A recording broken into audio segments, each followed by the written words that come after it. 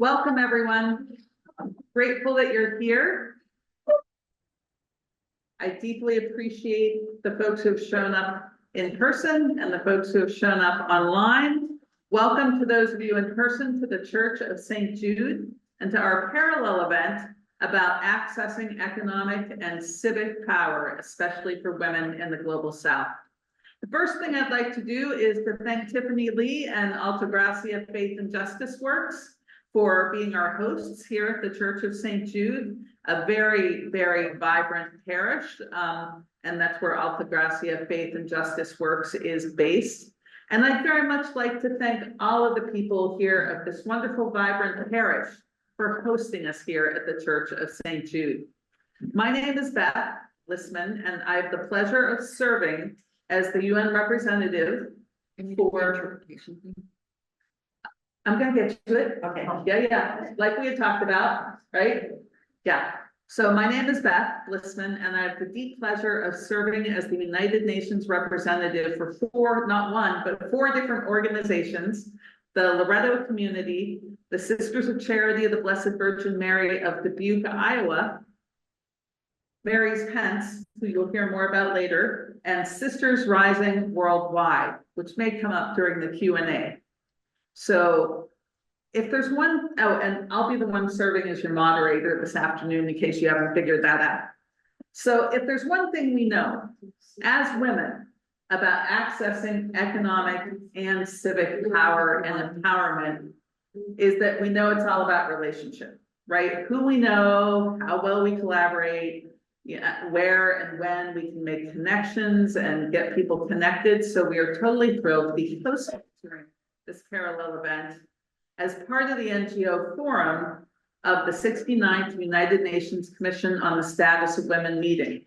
And we're collaborating with Mary's Pence. And so that folks know a flow of the afternoon is we will hear first from Catherine, the executive director of Mary's Pence, a bit about that organization. Then we will hear from our keynote speaker, Mabel Martinez, who you just met. And then we will hear from a panel of respondents of students from various schools, one based here in New York, one from Texas, and one from Denver, Colorado. We will also hear from a colleague in Colombia connected with Fundea, an organization I'll speak about later, but they work around education and science. So I know people can only see us maybe a little bit here, but I'm going to actually ask Mabel and I to move out of the way and invite Catherine up to speak about Mary's Pence. Catherine came to this great organization you're going to hear about with a great background in both the business and the nonprofit sectors. And when I met Catherine officially in person this fall, we quickly bonded because we realized we both love cats. So we share a deep love for those particular four-legged. So over to you, Catherine. Well, I'm really pleased that so many are in the room and so many are online. We have about 20 people online, I think. So that's great. And I'm not going to say a lot, but Mary's Pence was founded 37 years ago to help fund women's organizations across the Americas because women don't get the resources they deserve. And we have funded organizations since that time. We have two programs of funding. The first, or one, they don't come one before the other, but one is a grants program for U.S. grassroots women's organizations. So they have to be small organizations working in their community to create social change. And we really focus on the values of dignity, justice, and solidarity in those programs. We do about 20 grants per year. Some of you may know organizations that would make grantees. So think about that and connect them to us. Altagracia, who is hosting us, has been a grantee of ours, and we're really pleased to continue the partnership. We fund, a variety of issues, whatever's important to the community. It might be related to language access for immigrants. It might be working with women coming out of prison to reduce recidivism. It might be working with young girls in rural Texas that aren't getting the resources and empowerment they need, or it might be preparing women to run for office. For those of you that are here, we have a calendar that you're welcome to take anything on the table in the lobby. And our grantees many of our grantees are pictured in it. For those of you online, it is a PDF on our website, on our financials page. So it's www.maryspence.org. So you can learn more from that.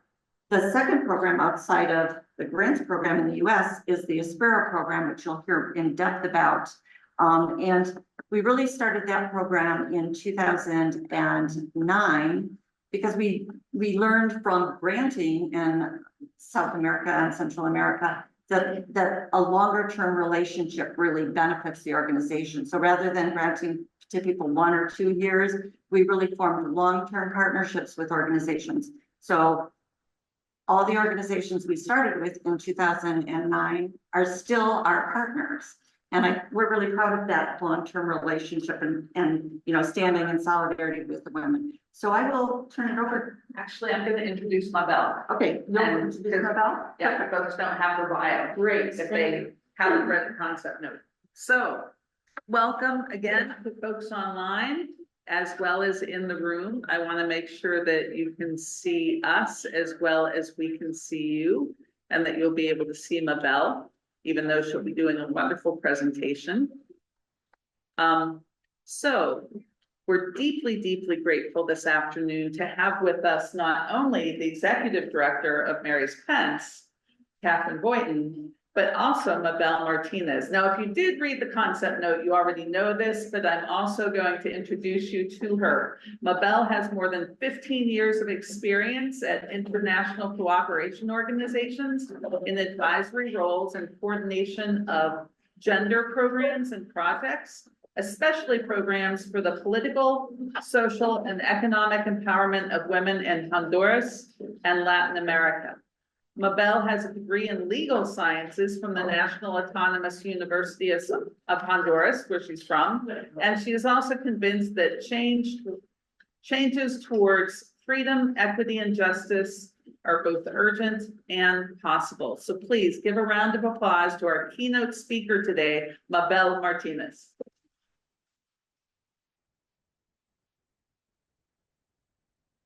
Hello and good afternoon for everyone. Thanks for being here today.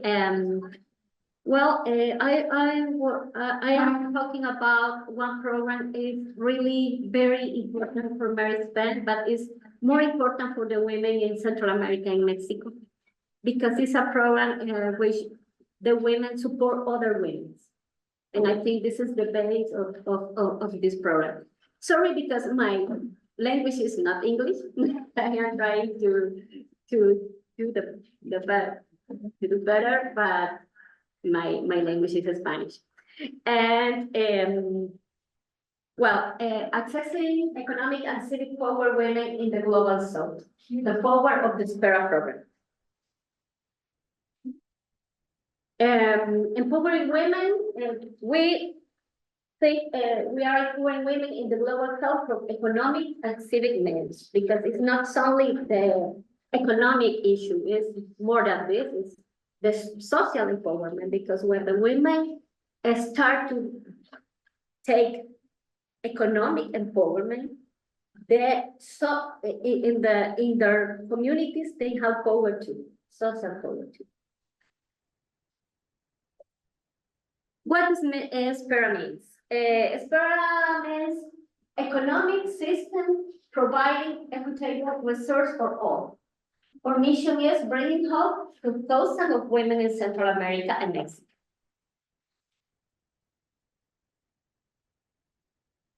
When Catherine said, we're launching 2009, but but some groups that the idea, I think, start in 2008 by Mary's Pence.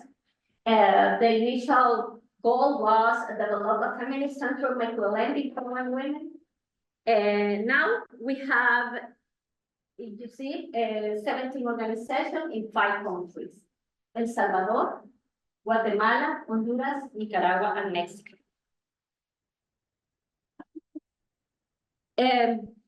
We support organizations of all sizes. We support organizations of all sizes. We have groups of 10 women, but we have organization of 300 women. For example, in El Salvador, la Concertación de Mujeres de Suchitoto is a very big organization. In Nicaragua, CEPROSI is very big. They have a lot of women, really. And in Morelos, Mexico, we work with a red of the Mujeres Morelenses, and they have a lot of women too in many places in the state of Morelos. Who are the beneficiaries of our program? 90% live in rural and indigenous communities. This is very important because it's very different to work with women in urban areas and in rural and indigenous areas. The challenge, these areas are often neglected by the governments and lack access to the other programs. The big international organizations don't work in these communities and don't work with organizations that sometimes don't have, for example, legal status, you know? Or the legal organization when we work, some of them don't have a legal status. It's something very difficult in Latin America have a legal status, especially for the women.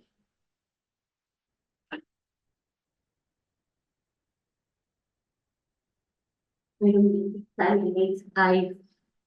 think she's okay. I asked her, okay. ESPERA impact. Well, I think we have a lot of impact for this presentation. I think this is the principle.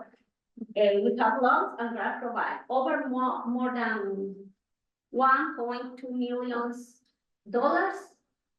in loans to around 5,500 women.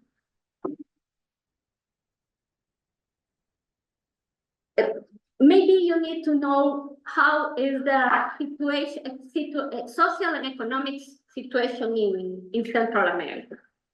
First, we have a common overview the common economic challenge women face in the region, but we have difference between one country and other. But basically, we have first unequal economic opportunities. Fewer women work outside their homes. Many of these women work under the table. I don't know if this is a good expression. And that means they have less stability and fewer benefits. Women in Central America and Mexico often earn less than men for the same work. This is a data very important. Unequal economic opportunities. The limited access to the education. Today, in the session in the UN, the General Secretary said the women are better in academic level in all the world, and it's true. But in Latin America, we need to more work. But the women every time have more, maybe not access, but they force more to get education. Sometimes working and go to the school, many things. It's improved in the recent years, but access to education is still present challenge. Women with more education are more likely to participate in the workforce and earn more. Inequality outside the city are even greater, especially in rural and indigenous areas. Some kids are poverty. Well, I said all the women have a difficult situation in Central America, but when the women live in in the rural or indigenous area is worse. Poverty. Rural women live in greater poverty than urban women. Lack access to the land. Many women don't have all land, limit their ability to earn income from agriculture. Sometimes the women works in the land. They make all the work, for example, the women who produce coffee, because, for example, in my country, the coffee is the principal product, and we have a very, very good coffee. But you can see Google.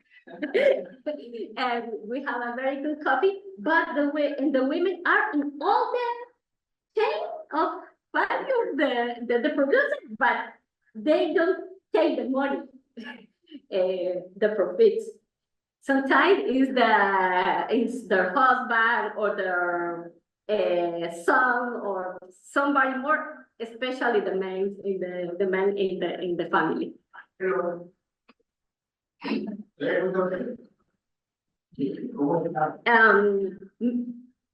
Of course, the education is a challenge of the rural and indigenous women more than in the cities.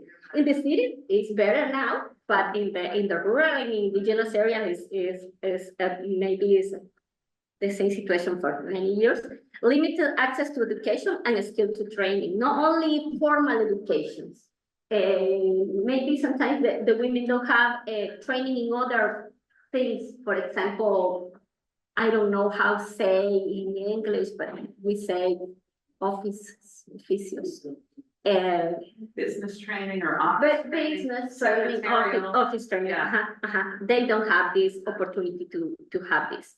And informal works. This is not only for the women, but it's not for the women. Many rural women engage in paid informal work such as domestic and child care duties. All the time, the women are doing many things, not only in the works, in her house and their community, because they are always in the meetings in the community, and sometimes they make more than triple shifts. Like triple shifts. Thanks, Catherine. Payment jobs. Health barriers, limited access to healthcare, contributing to the maternal mortality and health problems. The sexual and reproductive health is a big challenge for the women in Central America and Mexico.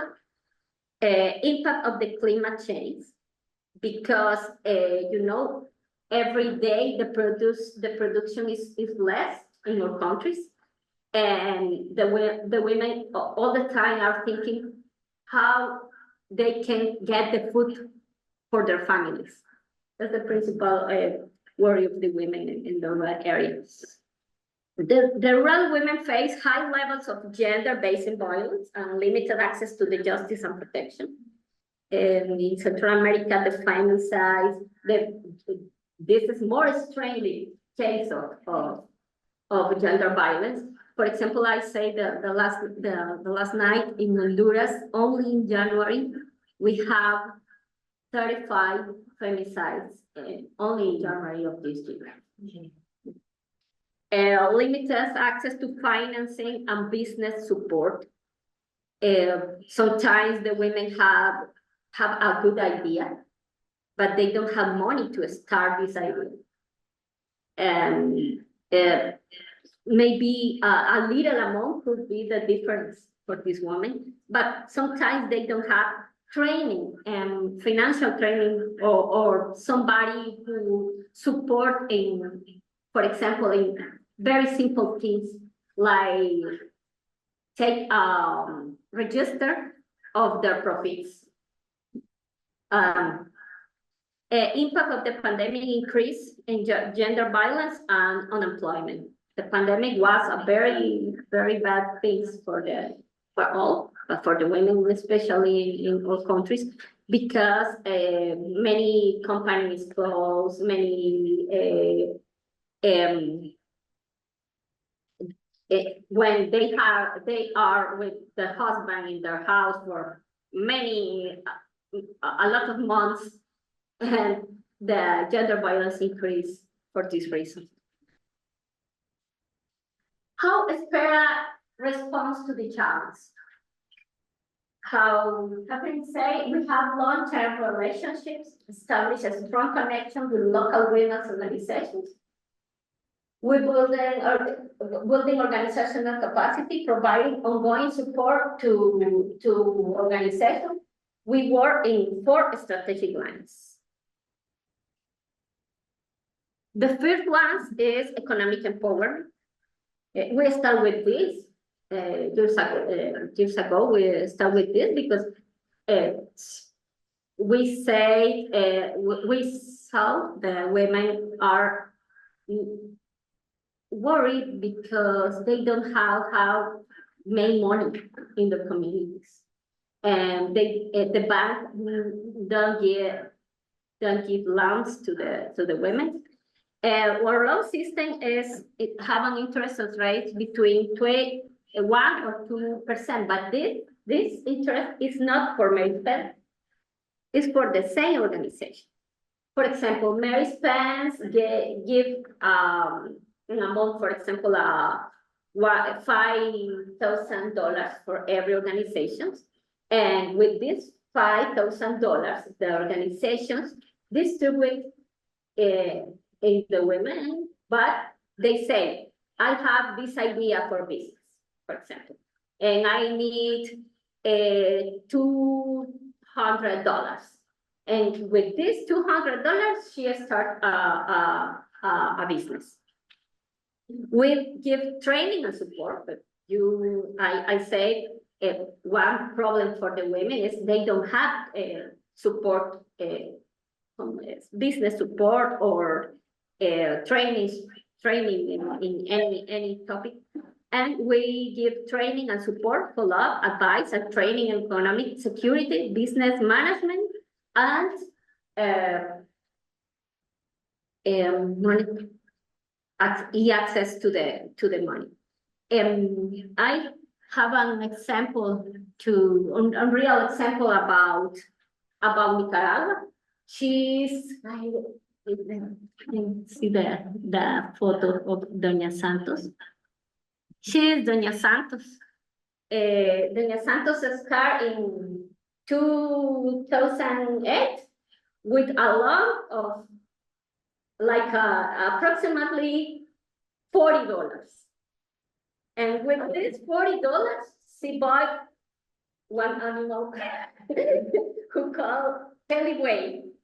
The Peliway is a mixer between a cow and sheep. Goat and sheep. And the meat of this animal had a very good pricing in Nicaragua. And it's very good, it's like a business.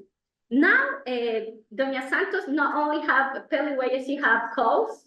She don't need other job.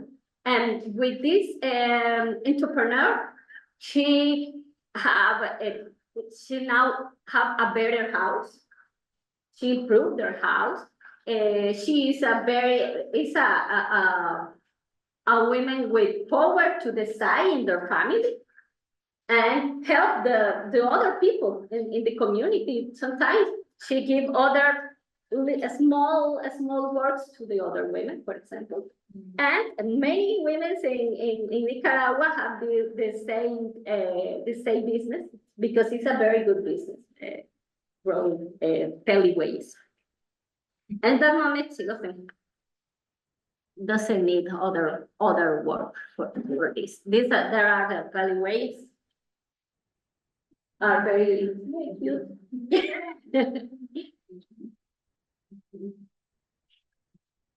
The second strategic line is organizational strengthening. ESPERA support organizations to build leadership, administrative skills, conflict resolution, and legal knowledge. That depends on every organization. We don't impose or don't say when some organization you need this to be strong. No, they say we need that, or please support with this. they have enough voice and enough skill capacities to say and identify who they need. And why strengthen local organizations? Because all of funds given to partners and grants. The loan fund is managed by the local organization, allowing sustainable and growth within the community. We need they be strong because they manage the money. And women have an active participation in ESPERA. Women play a key role in shaping the program road and adapting actions to local contexts. Now, currently, we have in every organization a volunteer coordinator. Each of them receives an stipend. They receive A stipend. a stipend. And a stipend, this is since 2 years ago. 2 years ago, we have, I think, in El Salvador, 11 coordinators, 2 in Nicaragua, 1 in Guatemala, 1 in Honduras. And they have training to make their job, because now in the past, the ESPERA staff follow the economic initiatives, monitoring the economic initiatives and give assessment to the women. Now, we continue make the same, but now they are learning to do it too, because we need the organization be sustainable. The Swedish organization, example, the transformation of the Asociación de Mujeres Emprendedoras por la Justicia de San Rafael Cedro. This is a small organization from El Salvador. When ESPERA start, they could be disappeared because only was 6 women, but now they have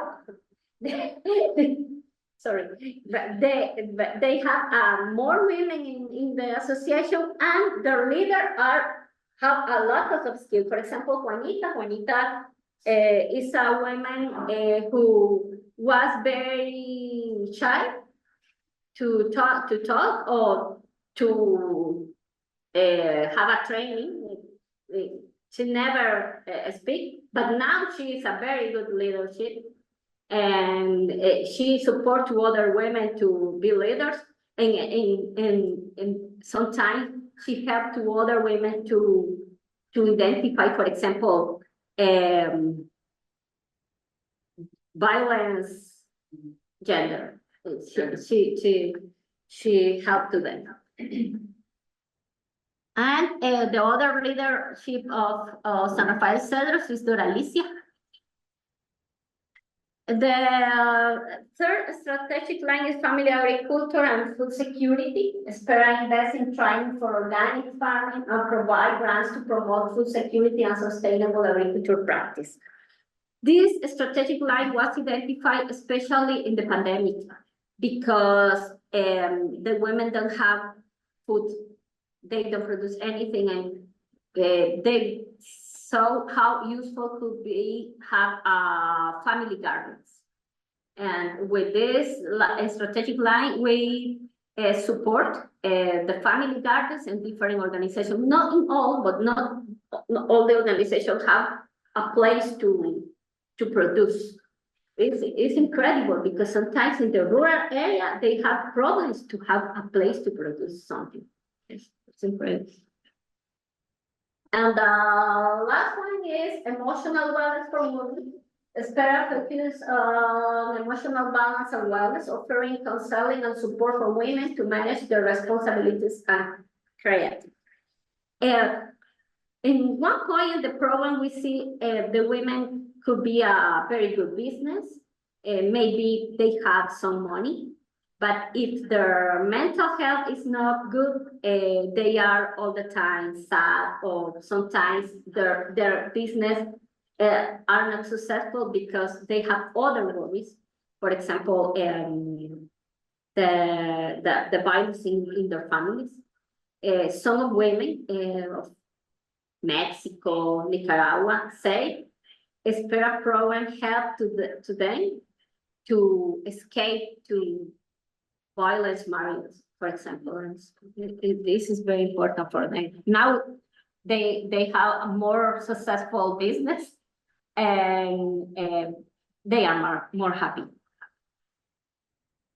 Keys to ESPERA success. Well, we think the first is the local resource use, working with local resource and empowering women to lead initiatives. Adaptability, involving to meet changing community needs and challenges. They say what is the real challenge in the communities. But we have challenges in the communities too, to make or work. The first is the double or triple workload. Women face heavy workloads, making it difficult to attend trainings and meetings. Sometimes they don't have time, or they are all the time pending of their families. It's very usual. Distance and transportation is difficult because, for example, you can see the map and you see, but these countries are very small. But really, we have very small countries, but with very bad roads. Very bad roads. We have a lot of time to go from one place to other. And for example, in Guatemala, we work with 3 organizations in different departments, the states, and in every state they speak different language. Because in Guatemala, the indigenous people speak like I don't remember at this moment, but it's like 16 different language, Mayan language. Mayan have a lot of language, and they can understand to one people of the other town, for example.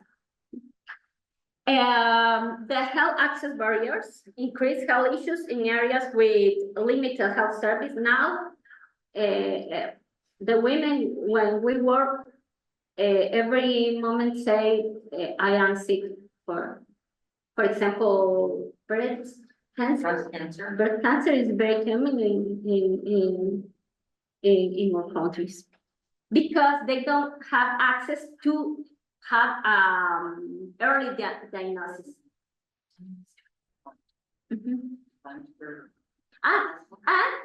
Our response to this topic is we have now an emergency fund. ESPERA give an emergency fund when the women have some problem of health, but we can't support, for example, a treatment. But it's a help because sometimes they are the only support in their families.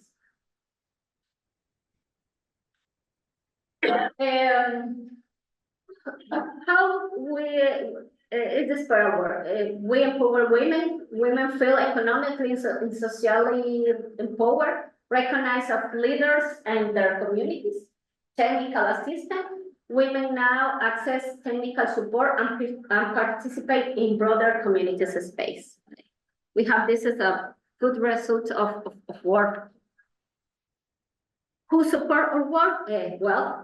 Our work is supported for personal donors, in the 90% of personal donors.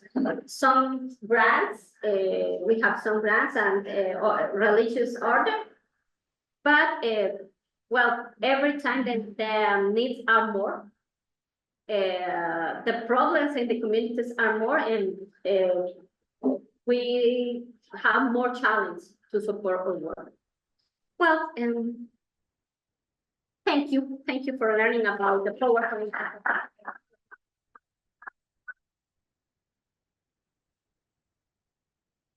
Thank thank you very much, Mabel. That was a wonderful overview, and we're so grateful to hear from you about the ESPERA program. And thanks to all of you online. I see we have 10 different chats so far, so I don't know if anyone's tuned in and following the chat. So maybe somebody could see what's on there so we can be sure and get those questions answered as well. At this point, we are very, very fortunate to have with us not one, not two, but 3 high school students who are going to be the response panel to Mabel's talk. So at this point, I would like you to come on up here. We're going to bring you over to the table so you'll be nice and close to our microphone here, and then I'll introduce you. So let's use this chair and those 2 chairs. Thanks.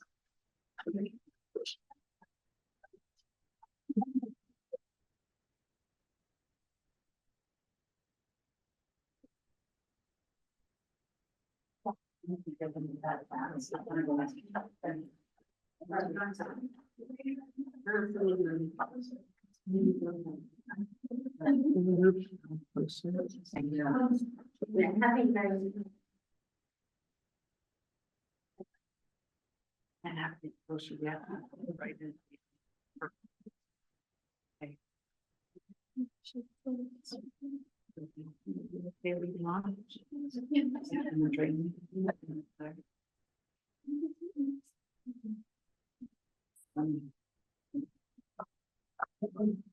Okay, so because these folks are minors, we're just going to give you first names today, but we're deeply, deeply grateful to have the 3 wonderful young women with us. Each of them will introduce themselves. But what I'm going to do first of all is just say that I gave them the assignment of thinking about things before they came and reading up about Mary's Pence and the ESPERA program, thinking if they had any questions to be sure and be prepared. And so what they're going to do is give you at least one thing that impressed them or inspired them from Mabel's talk, and then one more thing that they have questions about. So we'll go through one round here, and then Mabel, you can respond, and then we'll hopefully hear from our friend Leslie in Colombia. Okay, so I'm very excited to introduce Daphne from Denver first. Take it away, Daphne. Well, it was nice to meet you, Mabel. I really enjoyed your presentation and I found it really inspiring. First of all, I'm Daphne. I'm from St. Mary's Academy. I am with the Loretto community and I am from Colorado. Hello, Mabel. It was so nice to speak with you, to hear from you.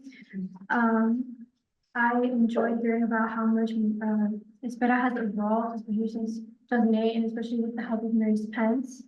My name is Dreamily Gonzalez. I'm a senior at the Academy of St. Ursula here in New York, but I'm also an intern with Altagracia Faith and Justice. I'm Valeria. I am from Texas and I'm a junior in high school. Thank you for, first of all, including us in this panel and also for bringing information about your program. I wanted to say that I was very impressed at the fact that not only do you support women economically, you also support them through their mental health and you support them in many different ways in which they can prosper. All right, well, kind of adding to that point, I find it really empowering that we reflect that women are a big part of our economy, and with their help, we can really truly not only economical of these different communities in Central America. Very good question. Really, every organization has different ways to work the fund. For example, some of organizations have not only the loans, they have a group of saving accounts. They make saving accounts.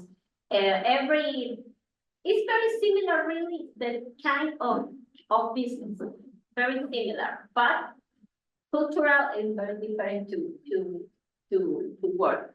And every organization is free to take decisions about how they work, and they don't. Some of them don't work in all the 4-line strategic line.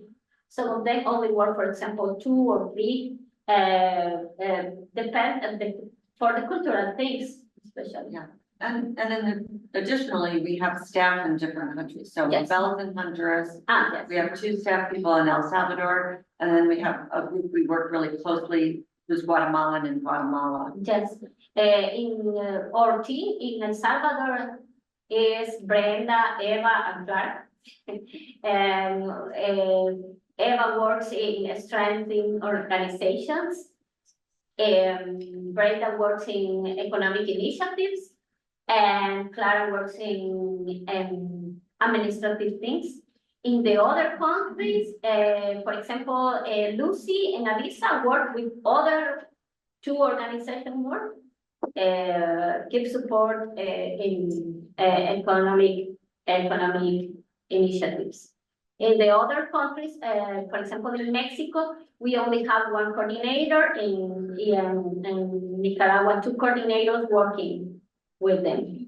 And I visit all the countries to monitoring their work and visit the communities. Thank you. I know you mentioned the limited access to education that a lot of these women don't have. Does ESPERA fund any organizations that offer higher education or literacy programs, and do they offer legal training? We offer training in administration things for the business, for their business. But now, for example, in El Salvador, they request training in laws because other problem in your countries as the instability, political instability, and sometimes some laws are very, I don't know this. Sometimes they are afraid for some laws. They are afraid and they ask what happened with this law, and they need to know more about the law. Yes, Especially business laws have changed. business laws. So that's affecting the women, small Yeah. businesses. Every time it's more difficult for them to have a little business because are a lot of requirements for a little business. My question for you is your organization open to young people, and how do they support your organization? And even if they don't, how can you include different methods in which you can support them and make sure that they support you? We want more young people in the ESPERA program, and we are open to have support of the young people to be ESPERA more inclusive for the young women in Central America and Mexico. But because I don't know if you know, but for example, our country have a very high pregnancy, young pregnancy, adolescent pregnancy, very high, and sometimes the women need, especially in this situation, they need support, economic support, and they need have a attractive organization to start the organized life, because be organized is very important in Central America and Mexico. These are such great questions, and we're even getting a chat on Zoom talking about what great questions you're asking. So we can do one more round if you happen to have other questions. Yeah, Sure. I did have another question. So because of the cultural differences, I know there are there are communities that are obviously like male dominated who don't like kind of this idea. So have you experienced any negative pushback from male members in these communities? And then how do you surpass, or like how does the program address these challenges? The negative experience. Are the men doing, are the men backlashing because the women are being more empowered? Well, really, I am relatively new in the ESPERA program. I don't know if other time they have problems, but I worked at all other organizations before, and always the men have like a resistance or have fear when the women have more empowerment. And some case, I remember many years ago in one program I coordinate, one woman was a So there's basically it's all. for her husband because she have a new business, she have more money than he. It was very, very sad. But multiple times we've also heard from the women that when they've been in a bad relationship from the start, the money they make in their small businesses that's supported by ESPERA are able to leave a bad situation. So multiple times we've been told that. Yes, yes. Okay, you spoke about how these governments and countries that you work with, they often ignore rural women in indigenous communities. But as of right now, as ESPERA has evolved, have the governments and the countries ESPERA has worked in, have they involved themselves in any way with ESPERA, or the politicians, have they involved themselves or spread the word about ESPERA? Well, it's very difficult because when I say occasionally in these communities, the government are neglected with the population of the communities. But for example, in El Salvador, one organization of settlers, they have alliance with a agricultural minister to get technical support. They have this, it is good. But for example, in Guatemala, it's very difficult because Guatemala is very big and the government don't have capacities to cover sometimes the needs of the people. And sometimes the women have fear to some governments and some measure of the governments too. It's not so simple to work with the governments in Central America, in Mexico, because they change every 4 years, for example. And maybe this government is good for us, but the next and it's not like a policy to say this government must be to help the women on the projects. It's very. It feels like ESPERA is working almost despite the government. Yes. Since ESPERA provides grants and provides economic support, how do you ensure that these women are using it for the good, and how there's a lot of backlash, whether you give women money, so how do you monitor their situation and know that they are being empowered?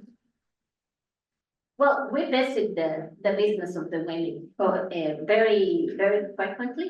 The coordinator visit and one point is these old women know each other because are of the small communities, and they are on families or friends and this is an advantage of our program. There have been a few times in the 15 years of ESPERA where a woman or a leader, it's usually the leader, takes advantage of the loans and doesn't pay it back. But because we sit down with the women, not me, but because the ESPERA staff sits down with the women and they know, the members know our staff, they can bring it up to the staff and say, this is what's happening. And then the staff always facilitates a discussion with the women and the leader, and the women decide what is the consequence of somebody not paying back. Yes. Wonderful. Well, let's give our panel a pat.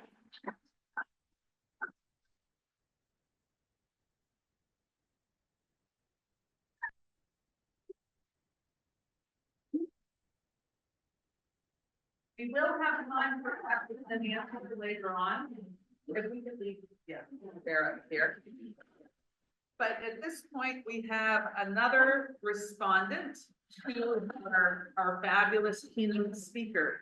I'm deeply grateful that we will be able to hear from Leslie, the Continental Coordinator of a wonderful organization called Fundaec. And my Spanish is not great, but I'm going to give it a try here. Fundaec is an acronym for the Fundación, the Foundation, para la Aplicación y Enseñanza de la Ciencia. Yeah, más o menos. Sí. And the application of education and science. And this is an organization that we heard about through my colleague Dan Perel at the Baha'i International Community at the UN, because we are grateful to work not just in intergenerational spaces, but also in interfaith spaces. One thing I will note about my 8 years at the United Nations is that we have found when we come with more than one organization, we're heard more. So if we come from a Catholic background and we come with many different Catholic organizations, many different religious orders, or many different parishes or groups, we're heard more than if it's just one lone voice. But if we also work in an interfaith setting and come with more than one faith tradition, we are heard ever so much more clearly. And many of us in this particular room, the folks who are here in person, happen to be from a Catholic tradition or very much from this parish. And so maybe the call to us is, or from a Catholic high school. So maybe the call to us is to be very open, especially during this month of Ramadan, to think about how can we collaborate, not just across generations, but also across faith traditions and religious traditions. Over 80% of the people on the face of earth do identify with some faith tradition or another. Yes. But as we all know, many of the wars and much of the violence and much of the conflict in the world is faith-based. And so we're very, very grateful. And Leslie, I hope you're here. I haven't even looked at the, good. I Yes, haven't I'm even here. looked. Excellent, wonderful. It's nice to meet you virtually. And The so I same. don't know much about your background, Leslie, but I'm going to ask you to please introduce yourself and share with us the wisdom. This organization, Fundaec, has been around for many, many years, and they just published, please be sure and talk about the book that you've just published, Weaving a Fabric of Unity. Thank you so much, Leslie, for being here. We look forward to hearing from you. Yes, no, thank you. I'm really honored to be here today. I hope you can listen to me. Is the volume Yes, okay? we can hear you well. No, it's really a pleasure to take part in this conversation. I'm very happy of this like intergenerational exchange because it's very important in these very complex issues that everyone is participating and can contribute in this conversation. So as Beth was saying, my name is Leslie Stewart.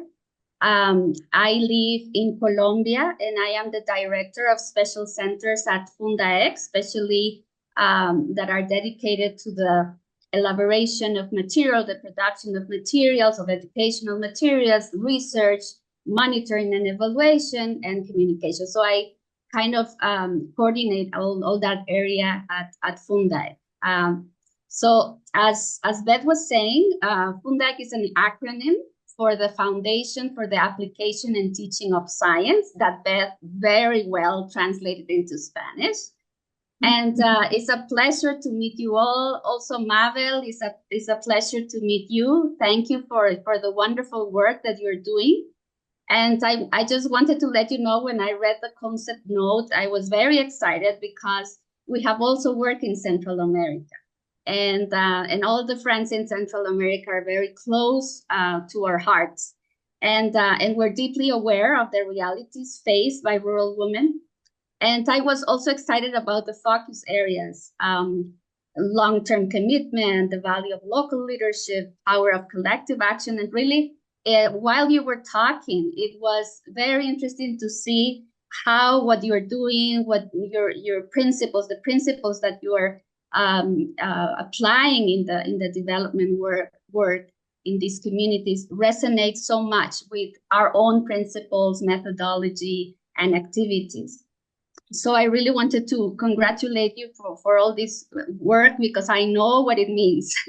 I know the sacrifices and the courage and all the love that you need for, like, not how you say that, trying to surpass any difficulties and challenges that usually in the reality of Latin America are present. And it was interesting to see when you were talking about the context of the women in these different countries. It's the same context in Colombia, where I live, and the same context in Latin America. And maybe we have certain particular issues, but really it's a very similar situation. And I was also very, very happy that you talk about the strengthening of local organizations, because really that's something we also believe, that in order for people to achieve development, you need in one hand to develop their own capabilities, their own capacities, intellectual, spiritual capacities, but you also need to transform structures or to strengthen structures. If you don't work with structures, it's impossible.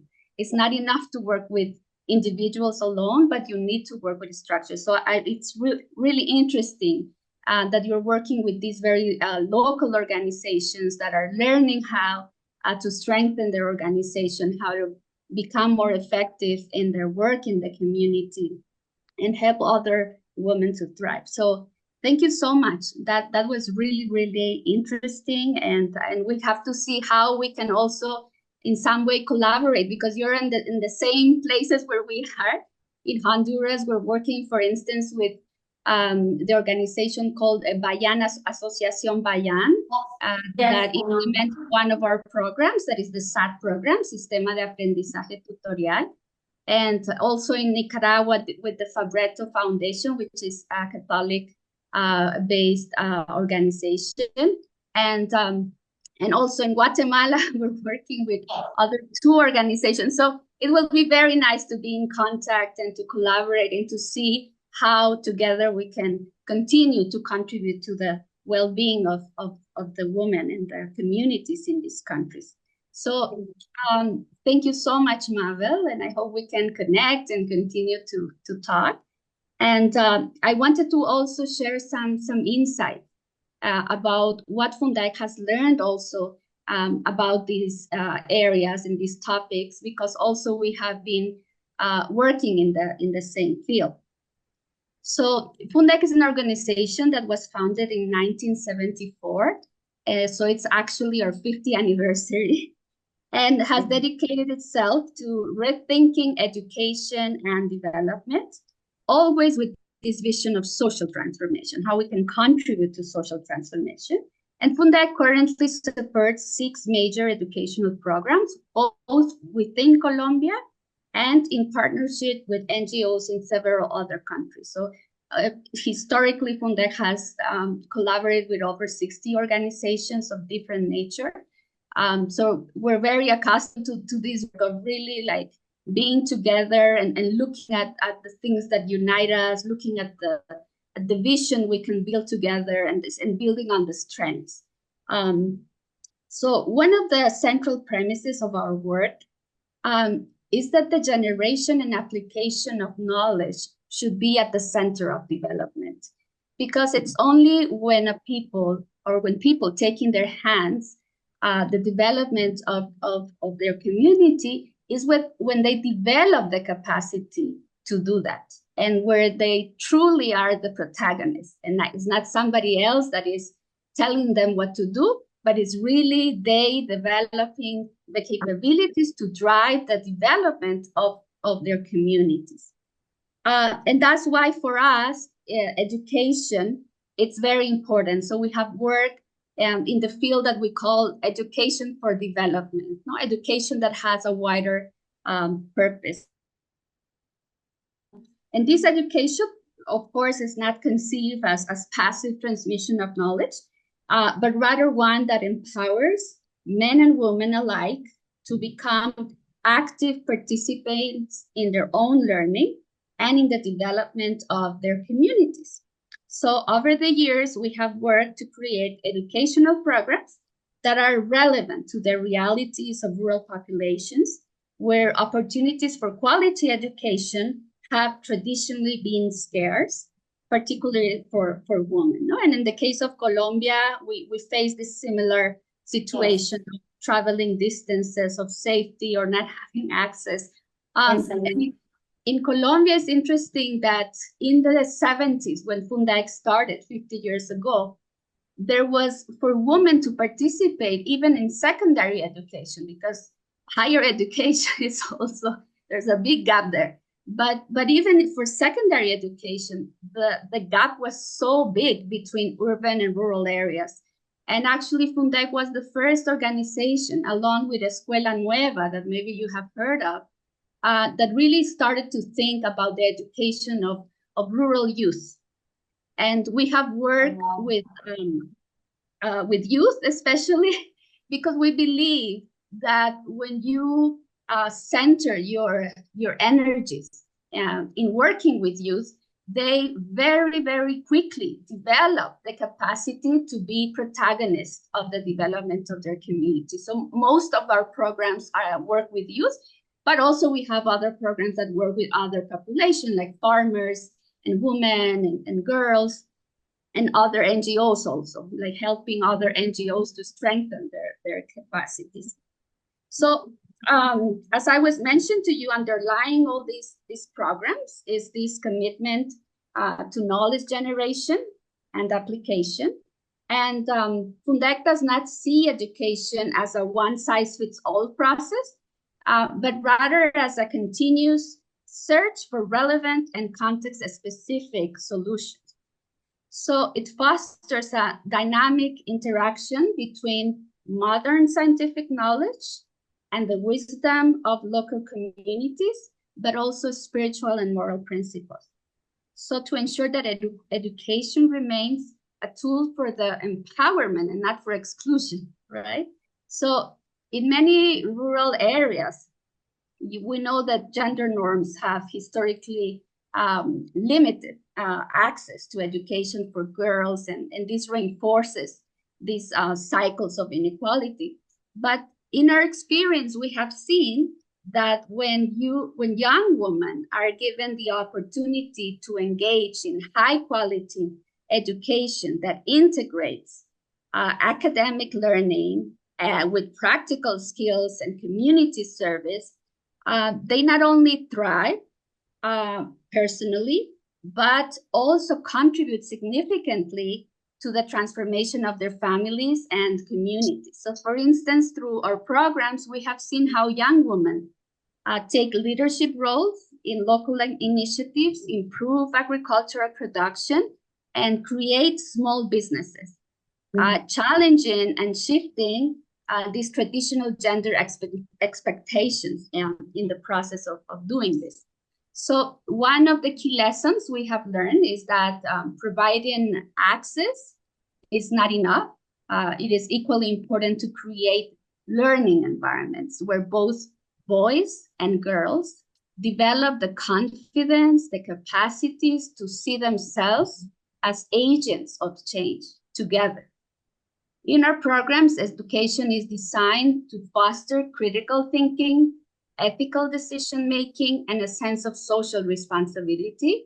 So to ensure that young people, regardless of gender, have the tools to contribute meaningfully to society. So this experience resonates with the broader conversation, of course, that you're having there in New York about gender equity, especially in education. Because if we're truly to shift norms and create more inclusive societies, we must rethink not only who has access to education, but also how education is structured, what values it promotes, and how it prepares individuals to participate in all aspects of community and economic life. So what is unique about the work that Fundac has carried out during these decades?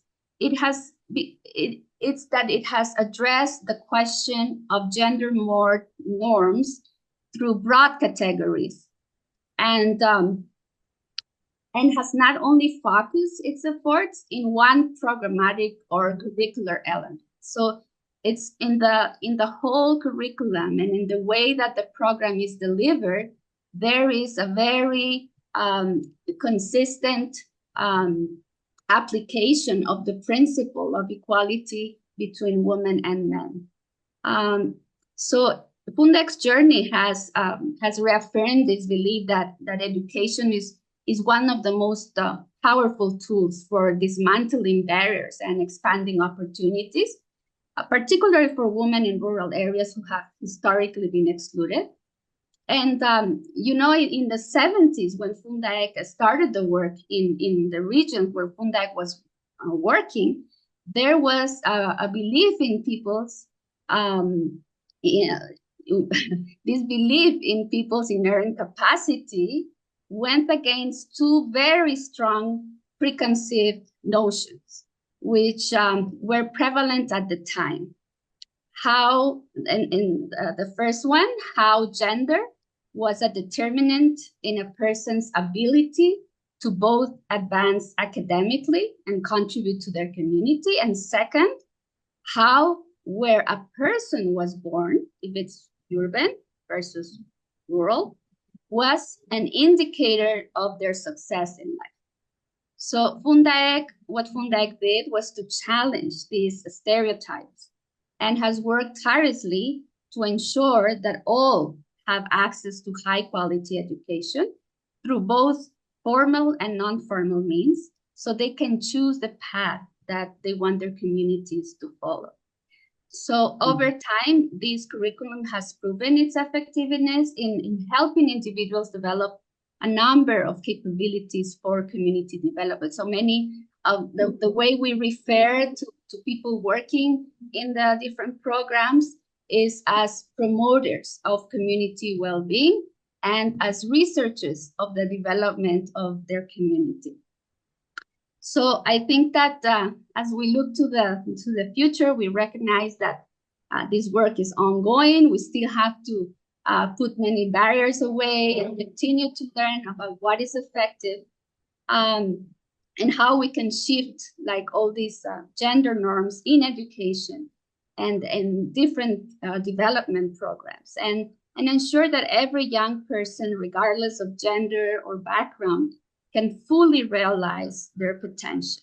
So we're eager to continue learning, exchanging experiences, and collaborate with others who share this vision. So thank you so much. And we don't want to take much more time because I only had 5 minutes. I hope I didn't go more than 5 minutes.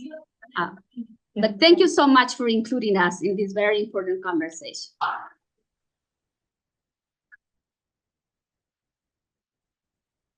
Thank you. Thank you so much, Leslie. I hope you can hear the room full of applause coming your way because it's definitely coming. And this is so wonderful. Congratulations to Fundac on your 50th anniversary, 50 years of this grassroots work and educational work for building sustainable development is so important and so key. So 2 quick questions for you. One is, we've heard from our dear friend Dan Perel at the Baha'i International Community that you've recently published a book talking about your 50 years of success called Weaving a Fabric of Unity.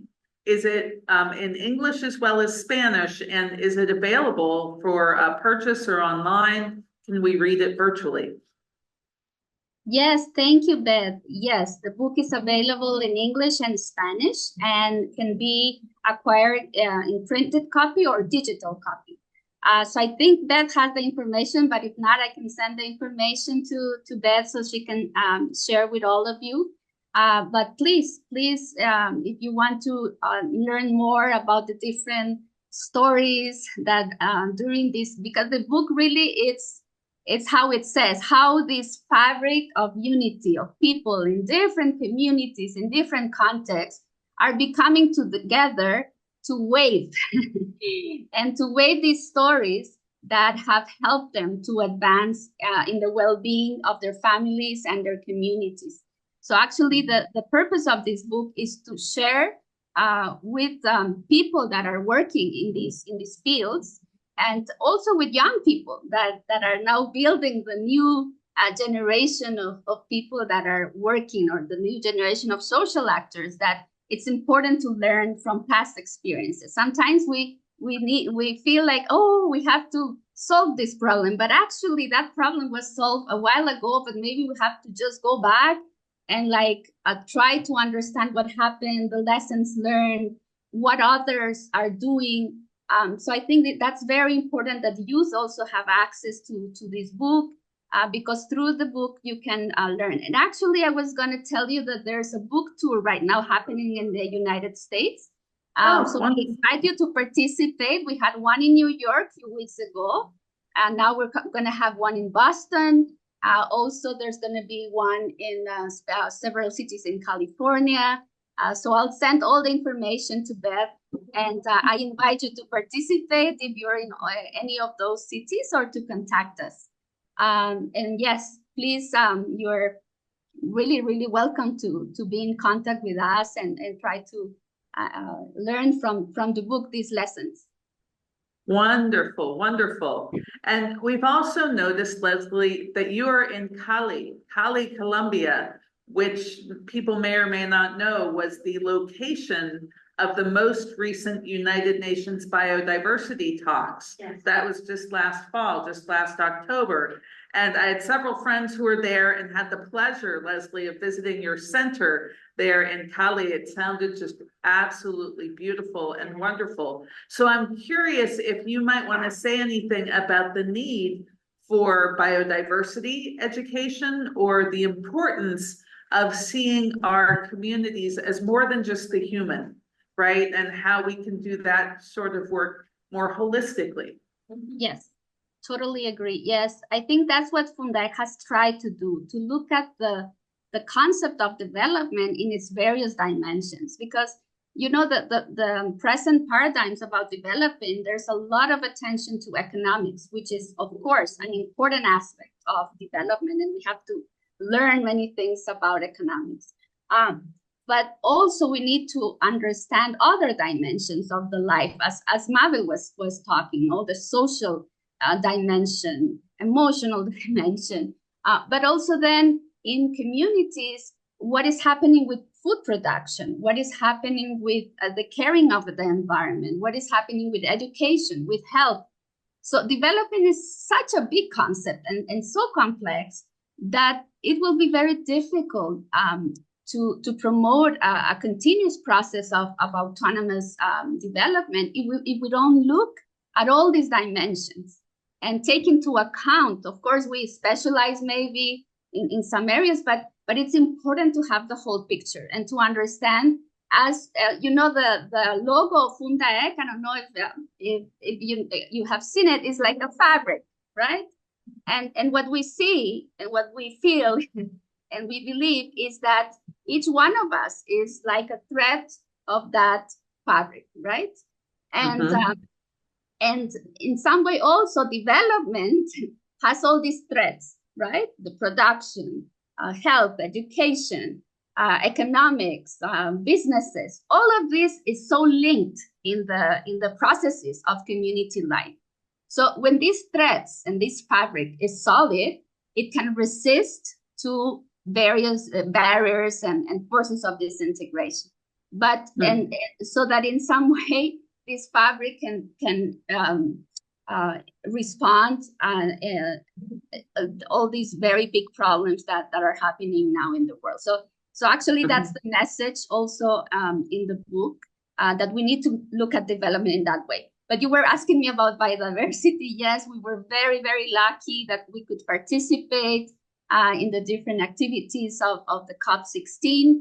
And actually Fundaec, since the pandemic, even though Fundaec has worked a lot in the areas of agriculture and education, has not made research around the possibility that in small parcels of land, people can produce in diversified ways and can contribute to the nutrition of the family, and also to recover many native species that because of monoculture, we have lost them, right? So actually we're working now even more energy in the area of food production and the caring for the environment. And we're having different projects that are, again, from these youth groups that are in the different communities in Colombia, and the local organizations that are there, how they're working together and sharing knowledge and capacity to to promote self-sufficiency in nutrition, right? Because that's what the pandemic showed us, that our food system is very vulnerable. So we really need to work at the local level and to understand that we can not only be consumers, we have to be producers too, that everyone is able to produce. So to look at different spaces that are available that we can use together in different ways, so that in one hand we can produce the food we need, but very healthy food, nutritious food, but at the same time how to care for the environment. So these youth now, what they're doing is right now for a year, they have concentrated in planting native trees in their communities. And now more than 21,000 trees have been planted only from the work of these youth groups that are around Colombia, and that are starting a program of us that is called Preparation for Social Action, or PSA. So through the work of them, they are connecting with local organizations, and that's how SAT also works in Honduras, connects to local organizations to see how together they can promote food production locally, and also these cycles of commercialization of food can be in some way more local oriented. Oh, how wonderful. Thank you, Leslie. That's so incredibly helpful. And I see these wonderful connections and threads weaving among the work you're doing there in Cali, Colombia, and the work happening right here in Inwood with Altagracia Faith and Justice Works, because I know they work on food access and food production issues right here, and the work being done in Lorain County, Ohio, outside Oberlin, where Grace, our intern, leads a group of youth there, and environmental challenges are very, very high on their agenda right now. And I'm not sure about food production, but maybe that as well, and certainly food access. And I know our wonderful group from El Paso, Texas, from Loretto Academy, is looking at permaculture and the possibilities of permaculture design on their campus, which is a big, gorgeous, beautiful campus with lots and lots of space. But how do we learn about the native species? How do we learn about growing what we eat? How do we weave that into curriculum? So I'm sure your book will be inspiring into all. I have the feeling Catherine's been here taking notes, and this is going to have great impact with the work of Mary's Pence, and it could be even assisting Sisters Rising worldwide, because many of the sisters we work with in Africa are the farmers, right? They are the growers. They are the ones producing the food for their communities and for the children, and sometimes for entire orphanages. Now, the good news is we have at least 10 minutes left for question and answer for the entire group. So I'm wondering, Mabel, can you come sit up here so we get a good view of you? But we also don't want to get things on the recording as well. But I'm just curious, if you're online, please go ahead and raise your hand, either virtually or real time online, or if you're here in the room, feel free to raise your hand.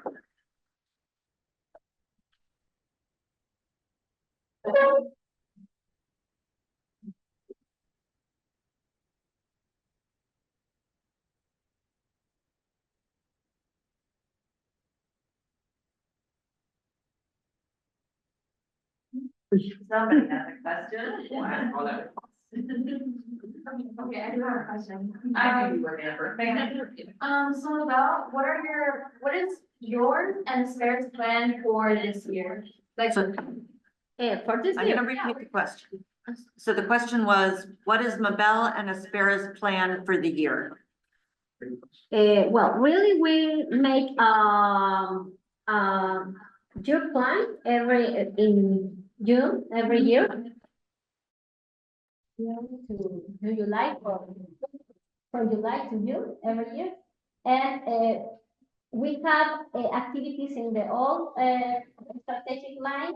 We work with the team for doing this. We made this display in May, and now we are ending the plan of this year, because it's different. It's a fiscal year, but we always have monitoring activities. For example, I visit all the countries in the team in El Salvador visit all the organizations in El Salvador. The coordinator in Guatemala visit the three organizations, make monitoring. We make a lot of deals on markets. So the women can sell their products, and we make training in different topics. For example, in El Salvador, we have 4 or 5 meetings. Well, I don't know in English what the monitoring committee is a meeting with all 2 women for every organization, and they decide what topics we have in every meeting. And in Honduras, what we have to emotional wellness activities too in every country. The organization decide what activities for emotional wellness they need. And we have a training to make organic fertilizer. And some countries, for example, in 2 organizations in El Salvador, and in 1 organization in Honduras. But now in Nicaragua, the last week they make training in resolution of conflict and taking decisions from the women. I tried to travel to Nicaragua 3 weeks ago, but I can't. I have problems to enter to Nicaragua, and I was to give the training in virtual way, and two women in Nicaragua replay my training with the others yes, in person. Yes. So something that caught my attention is that in these meetings, climate change seems to be a big issue, especially in Native communities. So my question is, what are these effects of climate change that seem to pose a danger or a threat to these communities? And what, if anything, is being done to sort of prevent these effects? Well, repeat the question. The question was that we're hearing a lot about climate change, and that we're wondering how climate change is affecting the women and if there are actions being taken.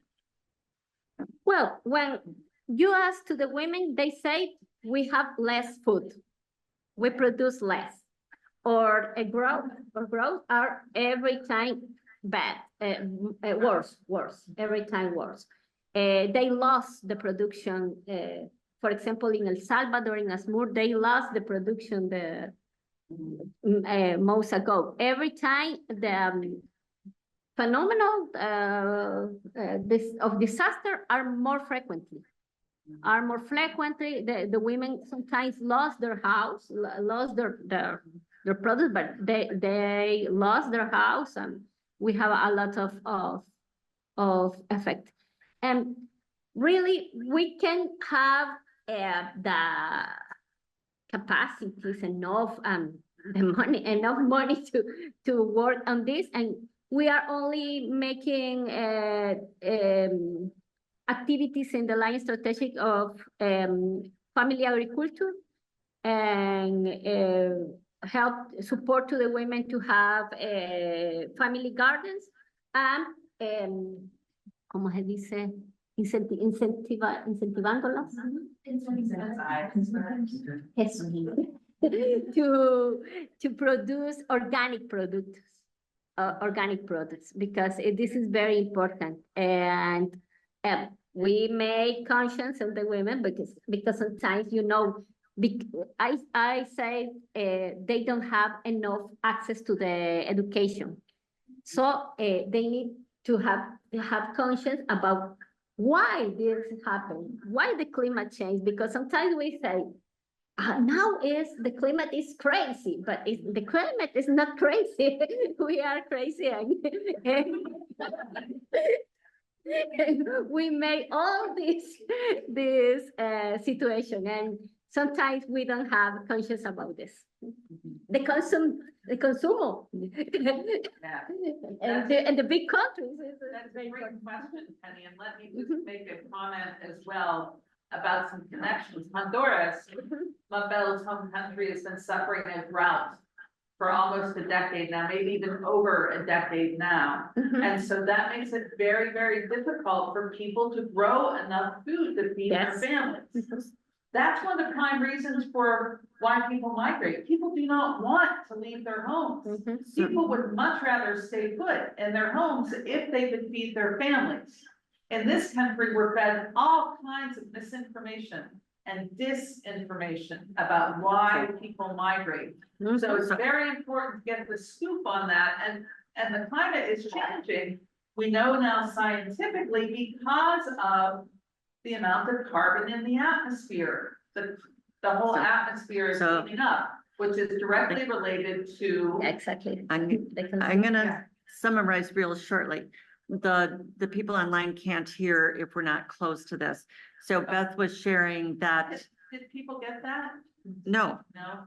Okay. So Beth was sharing that Honduras has had a drought for about 10 years and that our actions on this earth are impacting the climate change, and we have to pay attention to that. And we can send you information about a group based in Maine that is working on that particular issue, specifically in Honduras, teaching permaculture, which I know Loretto Academy is interested in, and using that as a tool to help meet the needs of people in Honduras on the ground so they don't have to migrate. Yeah. I know we have another question in the room. Let me check the web. Do we have any questions from any of the folks online? There's a hand up. Okay. Oh, there is a hand up. Yes. Benita, over to you. Hola, thank you. And I really only was able to hear Leslie's presentation, but I was so taken by it. It's not as much a question as an acknowledgement. I teach a class at Santa Clara University in the graduate engineering program called Gender and Engineering, about understanding the different mindsets that women bring that can be so valuable. And the main thing that I teach is how often women have a high context, whole systems way of thinking. And Leslie, your program is just such a fabulous example of whole systems, of community and collaboration. And I have found in my research, of course, I'm mostly researching the business workplace of technology, but I think it was interesting. I found Carol Bartz, who was second in command at Sun Microsystems when I did my original research years ago. She said that she liked to prevent fires, that for the most part, the men would prioritize and take the highest priority problem, the highest priority solution, put the solution against the problem, and fight any fires that happen. She said, I like to look at all the ramifications of an issue and prevent fires. And then she added, for this, I'm considered to be not a team player, that there's a misunderstanding of how women think. And I'm so grateful that you have been able to fully develop that. And I will seek out your book. What is the name of your book again? Waving a Fabric of Unity. Okay. Fabulous. And anyway, in that case, you're such an example. And this is something that we also need to teach women, that they can be misinterpreted as being scattered and all over the place, and be able to say, look, I'm a big picture thinker. I'm a fire preventer. And that's why you'll see me connecting the dots of different ideas and different people, so that the men who are often highly focused, especially in the US culture, can understand, oh, this is what she's bringing. And, the discovery of the value of collaboration And that's because I want to bring your kind of thinking to the whole conversation of 50-50 men and women at every decision-making table. But the women have to understand what they're bringing to be able to convey to the men.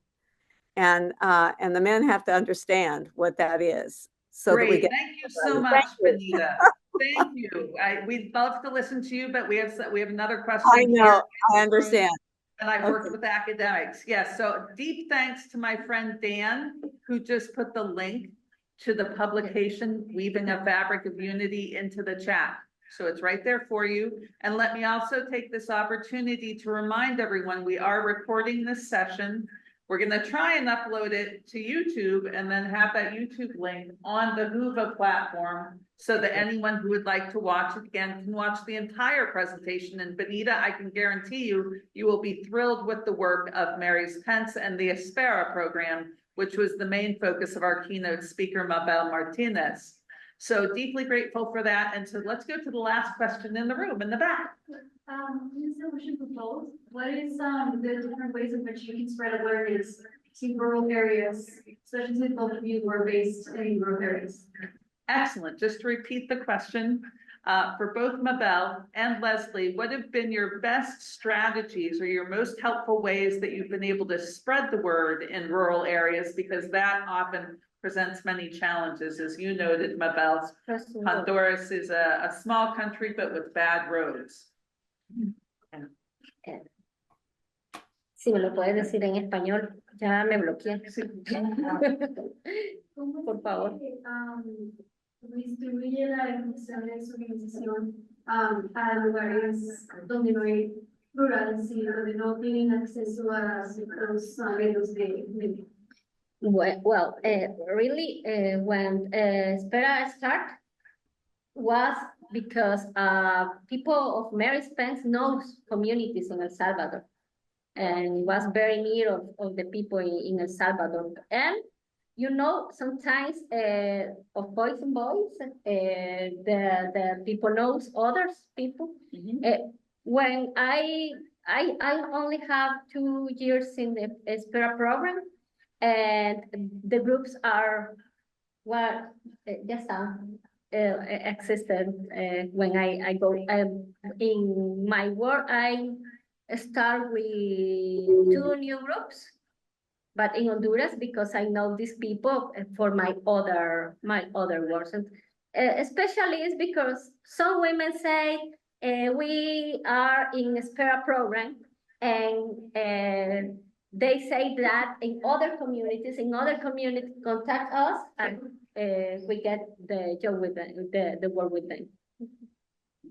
Leslie, would you like to contribute to that, an answer as well?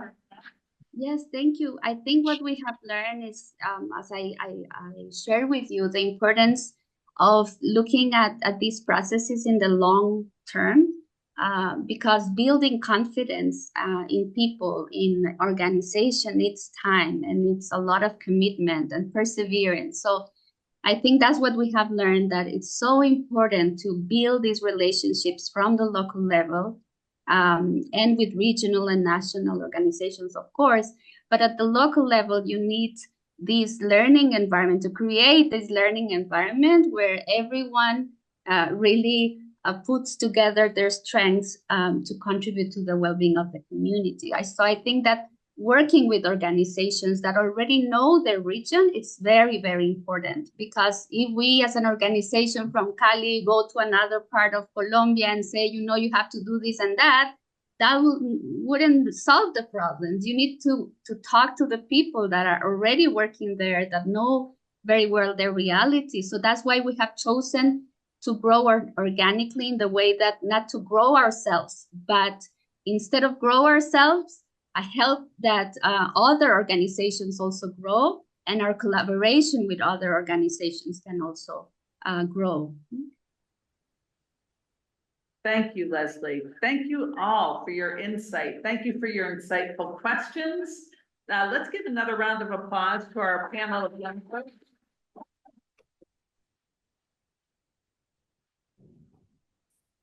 And let's give another round of applause for our keynote speaker, Mabel.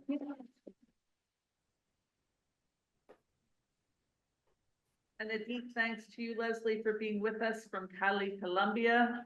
We deeply appreciate everyone's time. We're at time now, but I'm just going to end with a small quote from one of my dear friends, Steve, from Suchi, a wonderful Taiwanese Buddhist organization, who reminds us that building sustainable futures for all requires collective reimagining, coupled with the normalization of the Sustainable Development Goals, the United Nations Sustainable Development Goals, as an achievable lifestyle at the household, community, and even national level. So we can take that with us as we think. And for those of you in person, there's some refreshments in the back. Please feel free to stay and socialize with our speakers. And once again, deep thanks to Mary's Pence and the ESPERA program, Loretto at the UN, Sisters Rising Worldwide, and the Sisters of Charity of the Blessed Virgin Mary of the June Dialect. Have a great day.